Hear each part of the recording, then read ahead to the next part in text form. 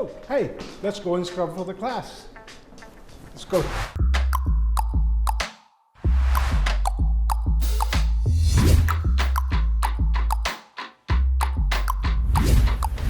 Hi, I'm Dr. Gill. I'm a vascular surgeon.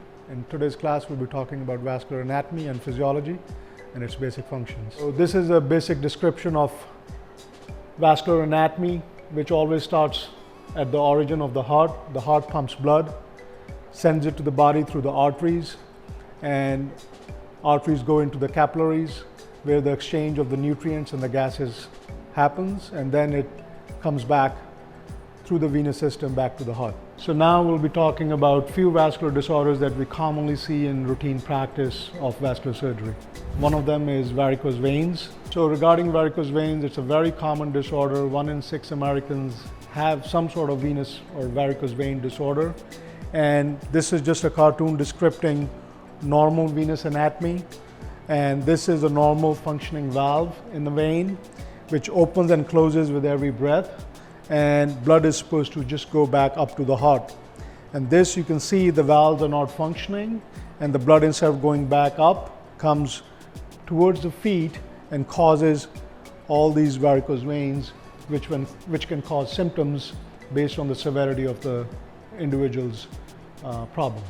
This is a basic classification of how venous disease can present in every different individual at different stages. Some patients will have no symptoms, but just the presence of varicose veins or leg swelling. But some patients can present with leg heaviness, fatigue, swelling, tired legs, discoloration, especially at the end of the day if you're standing or sitting for prolonged periods of time. And usually the symptoms will get better when you wake up in the morning, and as the day progresses, the symptoms will get worse. So the next topic we'll be talking about is deep vein thrombosis, which is called DVT. And DVT can present acute versus chronic. Usually acute DVT will present with leg swelling and pain, depending on the location of the blood clot. It can also present in lower extremities and upper extremities, and even in the abdominal or chest blood vessels. So the treatment of the blood clot is usually a blood thinner. Treatment also depends on the location of the deep vein thrombosis. Some DVTs are managed medically with blood thinners alone, but some DVTs are managed surgically. Sometimes you have to remove the blood clot to improve the function of the vein. In this, you can see the vein is filled with blood clot, and that clot has chance that it can go back embolize to the lungs and cause pulmonary embolism, and also it can destroy the valves, which can lead to the chronic sequela of the DVT, long-term complications of blood clots. So the next topic today, we're talking about peripheral artery disease, also called PAD. Very common to see PAD patients every day, and the presentation is totally different in every patient.